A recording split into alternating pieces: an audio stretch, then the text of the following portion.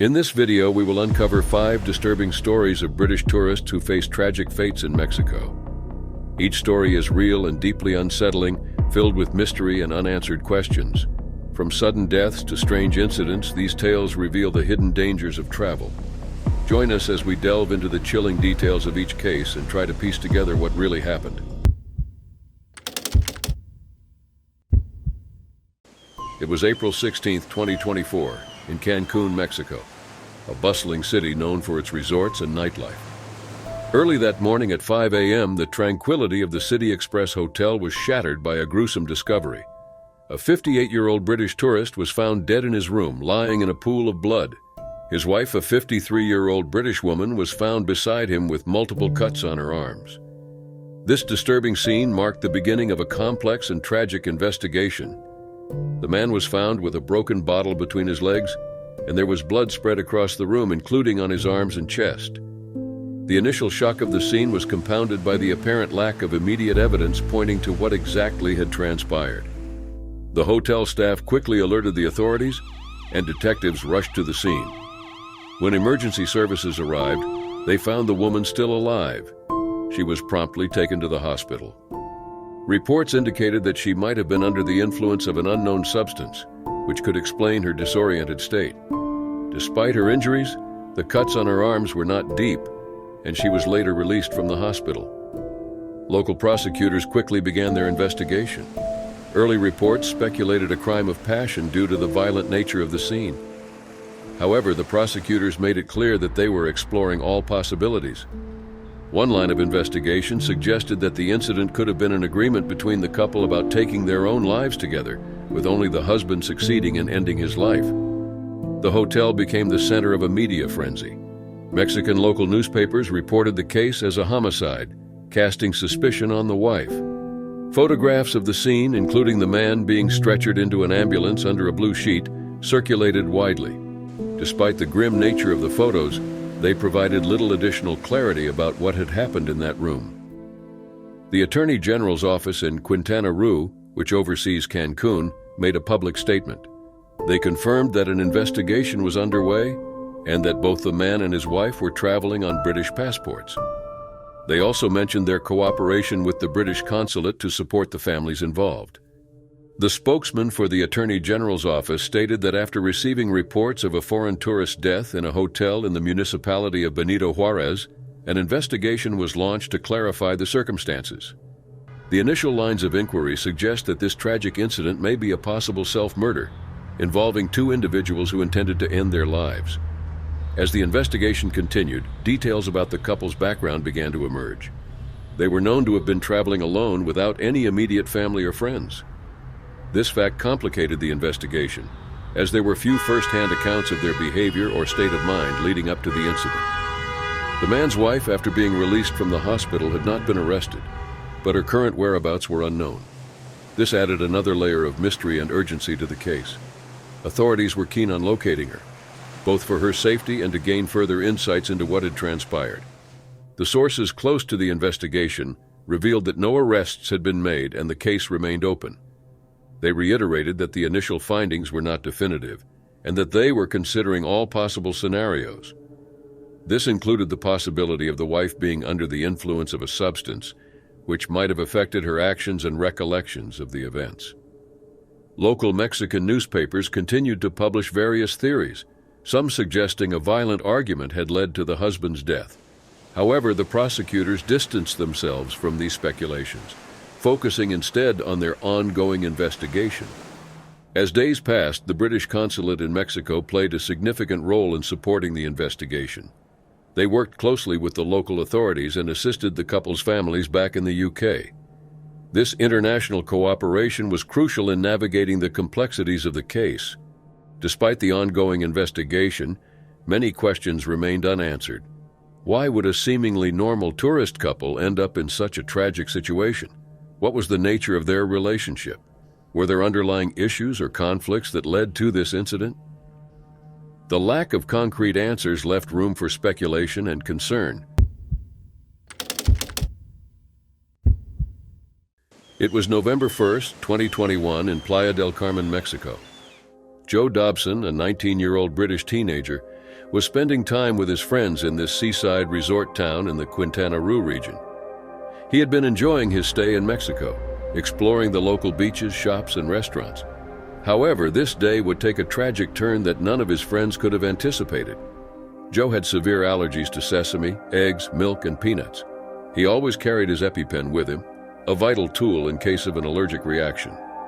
His friends, Harriet, Preston, and Ryan, were fully aware of his medical condition and the seriousness of his allergies. The group had spent the day relaxing on the beach and wandering through the local shops. By the evening, they were ready to have dinner at a fusion restaurant they had visited before, confident in the safety of the food there. Joe was particularly careful when it came to ordering food. He had learned enough Spanish to communicate his dietary restrictions clearly. That evening, he ordered a vegetarian burrito and stressed multiple times, both in English and Spanish, that his meal must not contain sesame. The waiter acknowledged his request, and Joe felt reassured that he had done everything possible to ensure his safety. When the food arrived, Joe immediately sensed something was wrong. He inspected his burrito using the flashlight on his phone and felt uneasy about its appearance. Trusting his instincts, he sent the burrito back, insisting again that it should not contain sesame. The waiter took the plate back to the kitchen and returned with a new burrito. Joe examined it again and took a bite, followed by 2 more. Within moments, he knew something was terribly wrong. His throat began to itch and swell, a clear sign that his burrito still contained sesame. Panicking, Joe rushed to the bar staff, explaining in broken English that he needed an ambulance. However, the staff seemed indifferent to his pleas. They suggested he drink a concoction of honey and lemon, a remedy that would do nothing to alleviate his severe allergic reaction. Joe, desperate and struggling to breathe, complied just to keep them quiet. Realizing that he had left his EpiPen at their Airbnb, Joe and his friends decided to rush back to retrieve it. They hailed a taxi, but the driver moved casually, not understanding the urgency of the situation. Every second counted, and this delay was critical. Joe's breathing became more labored, and his friends could see the fear in his eyes.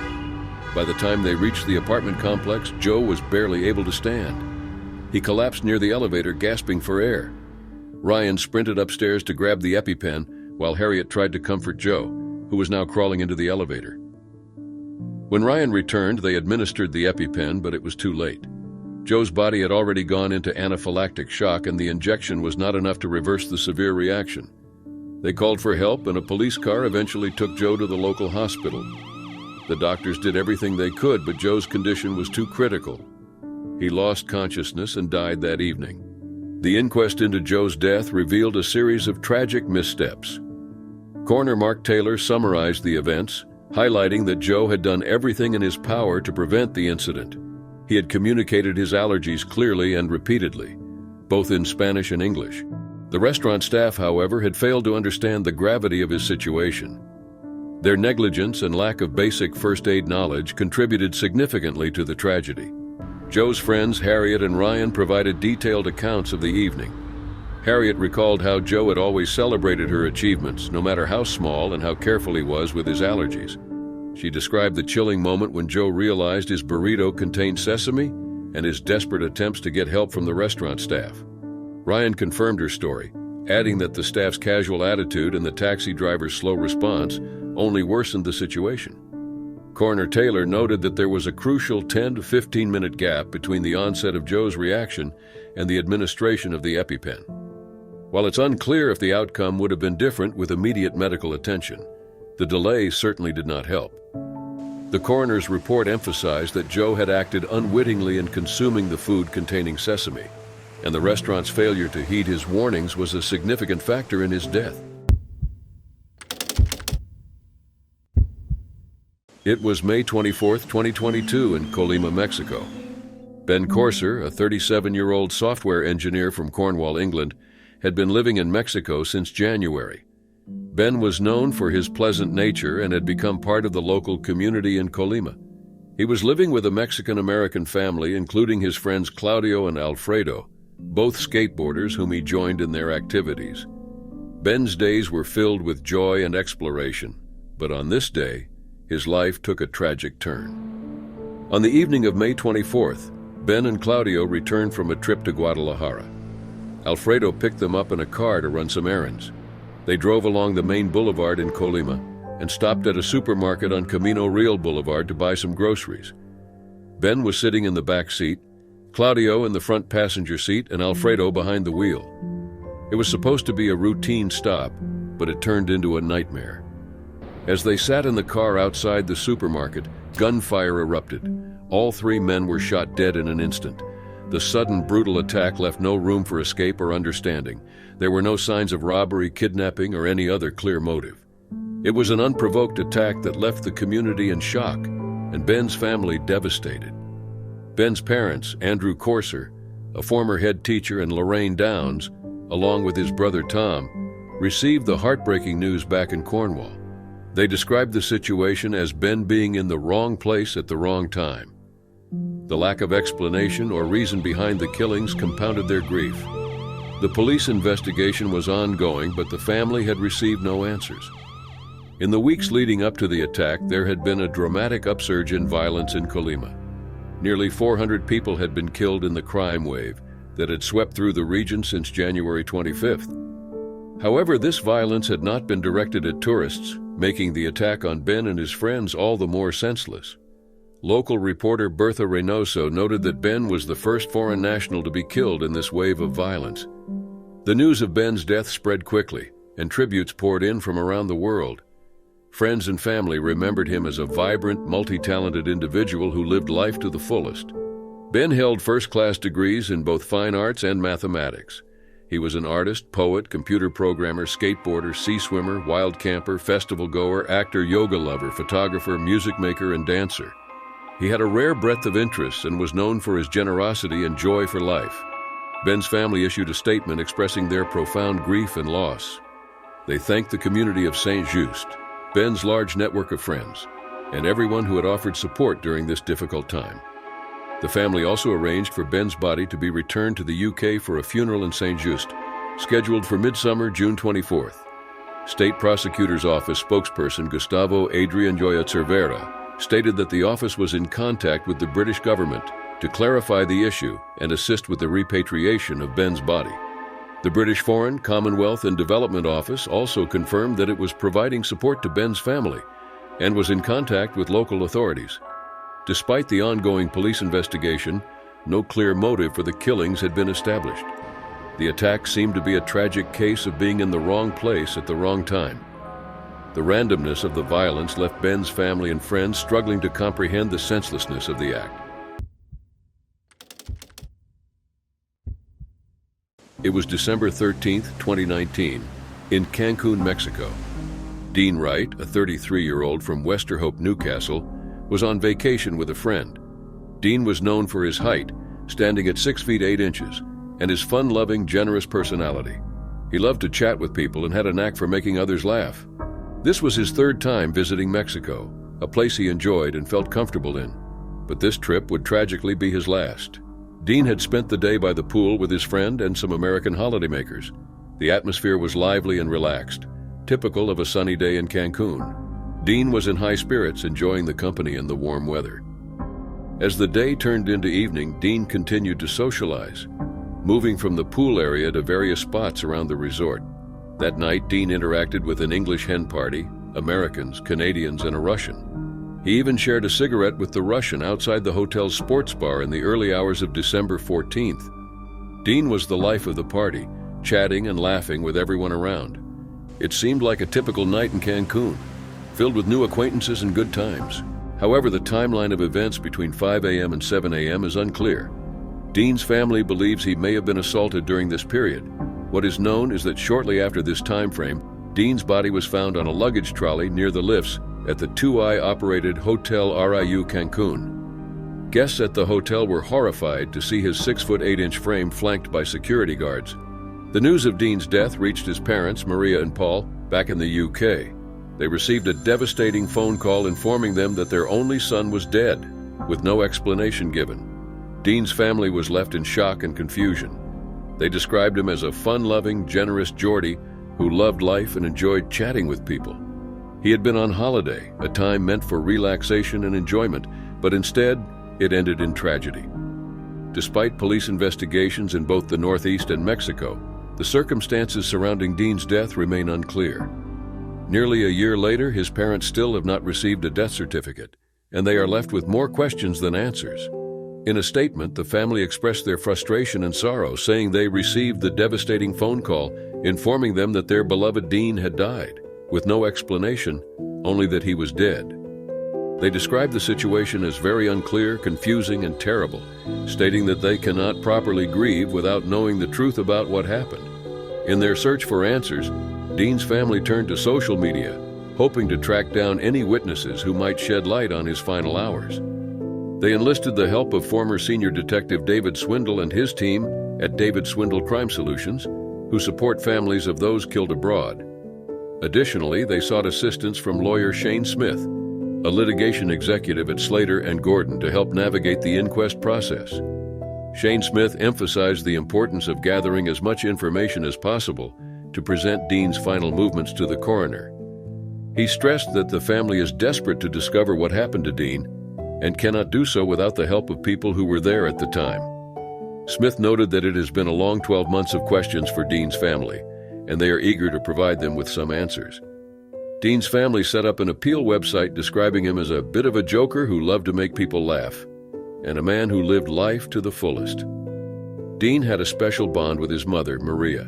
There was only a day that went by without him being in contact with her, either by phone or text. He loved music and attended many gigs and festivals, including Glastonbury, which he visited with his family. Dean saw himself as a DJ and invested in his decks. Dean's popularity was evident at his final celebration of life, held in January 2020. Nearly 500 friends and family members gathered to honor his memory. Dean had worked as an electrician and inspector, traveling all over the world, from Denmark to New Orleans and, of course, Mexico. His family cherished the 33 precious years they had with him and were determined to find out the truth about his death. It was July 24, 2022, at Playa del Carmen, a popular beach near Cancun, Mexico. Lena Dilip Kumar, a 38-year-old mother of two from Wembley, northwest London, was on a family vacation with her husband Vishal Maugi and their daughters. The family had planned a relaxing day at the beach, intending to take photos and enjoy the water, but this day would end in tragedy. Around 10:30 a.m., Lena and Vishal walked toward the beach with their daughters. They wanted to capture some family moments. Vishal went into the sea with their daughters, leaving Lena with the camera. After some time, Lena decided to join them in the water. She handed Vishal the camera and their beach bag, asking him to take them back to their hotel room. Vishal agreed, unaware that this simple task would change their lives forever. While Vishal was in the hotel room, the waves at Playa del Carmen grew stronger. The peaceful beach was becoming dangerous. Lena and her daughters began to struggle in the water. By the time Vishal returned to the beach, he saw a crowd gathered near the waves.